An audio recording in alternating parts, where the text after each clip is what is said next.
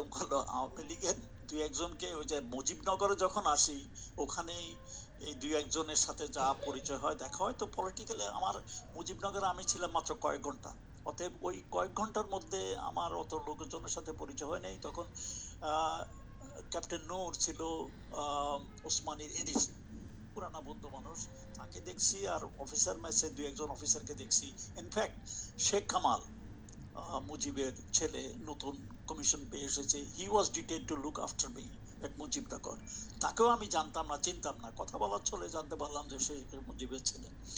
তো কোনো পলিটিক্যাল এলিমেন্টের সাথে আমার কোনো দেখা টাকা হয়নি। আর যুদ্ধক্ষেত্রে আমি যখন, আমাকে কলকাতা থেকে আগরতলা পাঠায়, অনেক কাহিনী আছে। আগরতলা রাত্রে এসে পৌঁছার পরে আমরা পাশে একটা মুক্তিবাহিনী ক্যাম্পে আমাদেরকে নিয়ে যাওয়া হলো। ওখানে আমার সাথে, আমি এখানে, আমার সাথে আরো 10-12 জন ইনফ্যান্ট্রি 5 বেঙ্গল রেজিমেন্ট থেকে তারা সিয়ালকোট থেকে পালিয়ে আসছে, তারা আমার সাথে ছিল। আমাকে ওদের ইনচার্জ করে পাঠানো হলো। তো ওই ক্যাম্পে ছিলাম রাত্রেবেলা। তো সেখানে কিছু পলিটিক্যাল লোকজনের সাথে দেখা হলো ক্যাম্পের ভিতরে, যুদ্ধের ময়দানে নয়। এবং সের মধ্যে ছিল আমাদের চাঁদপুরের মিজানুর রহমান চৌধুরী, ইনি আমার দূর সম্পর্কের আত্মীয়, ওনার সাথে দেখা হলো। তারপরে এমনকি আমার অঞ্চলে হাজীগঞ্জে যে এমপি ছিল ডক্টর আব্দুল সত্তার, ওনার সাথেও দেখা হইলো। উনি কিন্তু আমার শিক্ষক ছিলেন, শাস্ত্র পড়াতেন আমাদের হাই স্কুলে, আমি যখন পড়তাম। ওনাদের সাথে দেখা টাকা হইলো। এবং অনেক লোকজন, যুব সম্প্রদায় অনেককে দিলাম, তারা সবাই আমার কাহিনী শুনতে চায়, আমি কেমনে পালায় আসলাম এইসব আমার কাহিনী। সারা রাত বড়দের কাছে কাহিনী বলেছি। ওখানে কিছু পলিটিক্যাল এলিমেন্ট দেখলাম, ওই ওখানে আরাম করতেছে, খাইতেছে।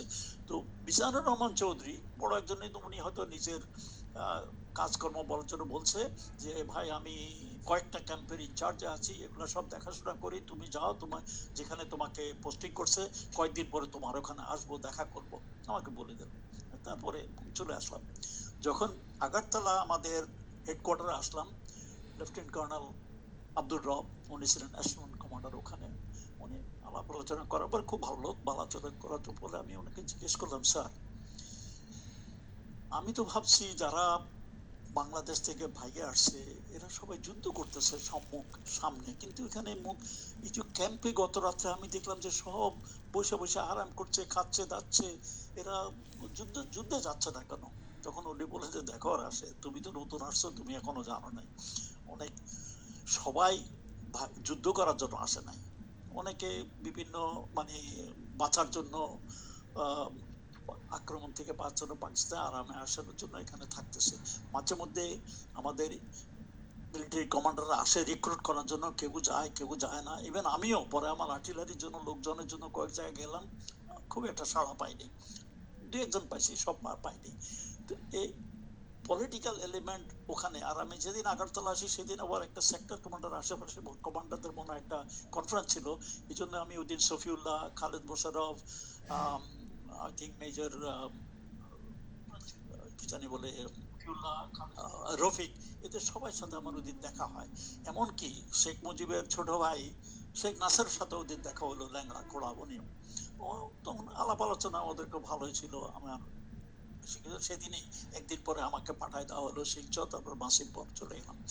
আর যে তোমার অরিজিনাল প্রশ্ন, কোনো রাজনৈতিক না, আমি ছিলাম ফ্রন্টে, সম্মুখ যুদ্ধে, ওখানে আমি কোনো রাজনৈতিক বৃত্ত কাউকে দেখি নাই। আর আমি জেড ফোর্সে ছিলাম, আমরা পুরাপুরি আমাদের সেনারাই ছিল। আর রাজনৈতিক এলিমেন্ট যদি ছাত্র থাকে, ওরা দে হ্যাভ অলরেডি বিন, মানে আমাদের সাথে জড়িত হয়ে গেছে, আর সৈনিক হিসাবে আমি তাদেরকে চিনতাম। মানে স্যার আমরা তো ধরেন এই যে এই পাঠ্যপুস্তক থেকে বাংলাদেশের যে গত 15 বছরের যে ইতিহাস, সেখানে জেনেছি যে জিয়াউর রহমান হচ্ছে পাকিস্তানের পক্ষে কাজ করেছে, আর শেখ মুজিব আর শেখ পরিবার এই আওয়ামী লীগের লোকজন যুদ্ধ করে দেশ স্বাধীন করেছে। এইটা আপনি একজন মানে রণাঙ্গনের যোদ্ধা হিসেবে আপনার এটা মনে হয়েছে? ইলিয়াস, এটা আমার কাছে একটা উদ্ভট, মানে কারো কল্পনা উদ্ভট মনে হয়, কারণ আমি জিয়াউর রহমানের সাথে ছিলাম। আমি দেখেছি জিয়াউর রহমান কিরকম একটা নিবেদিত লোক ছিল। তারপর তার আগে জিয়াউর রহমান যে স্বাধীনতার ডাক দিয়েছেন, ওটা পাকিস্তানে থাকতে আমি শুনেছি, কিন্তু আসার পরে এইসব নিয়ে আমরা কোনো আলাপ আলোচনা করি। বাট আই নিউ যে মানে জিয়াউর রহমান কি ছিলেন। আর ঘোষণা জিয়াউর রহমান আরেকটা জিনিস হলো, ওনাকে আমি পিএমএ থেকে দেখেছি। আমি যখন ক্যাডেট ছিলাম হি ওয়াজ অ্যান ইনস্ট্রাক্টর, আমার সরাসরি ইনস্ট্রাক্টর ছিলেন না, কিন্তু অন্য অন্য মানে মানে গ্রুপের ইনস্ট্রাক্টর ছিল বা দেখা সাক্ষাৎ মাঝে মধ্যে হতো এই আর কি, কিন্তু সরাসরি ওনাকে হতো, কিন্তু ওনার গলার আওয়াজ মানে দৃঢ়, ওটা আমি চিনতে পারি। এই জন্যই যখন উনি কথা বলতেছিলেন পরিচিত আওয়াজ শুনে আমি ওই মাসিমপুর ক্যাম্পে দেখতে গেছি, কারণ ওনার আওয়াজ চিনতাম, তখন থেকে ওনাকে জানি। তারপরে যুদ্ধের সময় I became very close to him, because ওটা প্রথম দিন থেকেই আমি যখন আমার মানে আর্টিলারি ওই কামানগুলো নিয়ে ট্রেনিং এর প্রায় প্রত্যেক দিনই উনি আসতেন। কৈলাসহর আমার ক্যাম্পে থেকে বেশি দূরে ছিল না, কুকিতলে বেশি দূর ছিল না, উনি প্রত্যেক দিন আসতেন, দেখতেন, বিকজ হি ওয়াজ ভেরি কিন টু সি দ্যাট আমাদের আর্টিলারি অ্যাকশনে যায় যত তাড়াতাড়ি। উনি একদিন আমাকে বলেছেন, উনি উনি আর্টিলারি এর আগে ছিল না, মানে ইন্ডিয়ান আর্টিলারি মাঝে মধ্যে উনি ডাকতেন, কিন্তু they are not very effective and is not very happy with, and frankly speaking he didn't want to take much help from India, whatever ন্যূনতম যা দরকার এর বাইরে উনি নিতে চান না। তো এই জন্য উনি যত সম্ভব তাড়াতাড়ি ওনার নিজের আর্টিলারি নিতে চাইলেন। তো এই ক্ষেত্রে জিয়াউর রহমানকে আমি যুদ্ধের সময় দেখেছি। Okay sir. কেউ যদি বলে যে উনি, ওই যে আমি শুনেছি উনি যুদ্ধ করেন না, এই করে নাই, সেই করে নাই, উনি পাকিস্তানের পক্ষ করছে, এটা মানে পাগল ছাড়া কেউ এগুলো বিশ্বাস করবে না। একটা কথা আমি একটু একটু তোমাকে একটু একদিন সন্ধ্যাবেলা দেখতেছি আমি ফ্রন্ট পজিশনে গেছিলাম, সেখান থেকে ফেরার তারপর দেখি লম্বা মানে দেখি যে ট্রাকে করে সৈন্যবাহিনী যাইতেছে, সব ওজি, মানে ইন্ডিয়ান অলিভ গ্রিনের ইউনিফর্মে। তা আমি ভাবলাম এরা ইন্ডিয়ান হবে। কিছুক্ষণ পরে দেখি যে না, এরা আমাদের বাঙালি, কথাবার্তা বাঙালি বলতেছে, যাচ্ছে ট্রাক একটার পর একটা। আর কিছুক্ষণ পর দেখি জিয়াউর রহমান আসতেছে জিপের মধ্যে। তো জিয়াউর রহমান দেখে, জিয়াউর রহমান আমাকে দেখলেন, আমাকে দেখে উনি আমি সেলিউট করলাম। তো উনিও থামলেন আমাকে দেখে, দেখে তখন আমি বললাম যে স্যার এরা কারা। তো proudly he said they are your first Bengal, মানে উনি ওরা যুদ্ধের সম্মুখের দিকে যাচ্ছে আর কি। তো আমি বললাম স্যার কোথায় যাচ্ছে, they are going to the front. তখন আমি একটু রাগ হয়ে গেলাম, স্যার তাহলে am I not part of you, why I am not going.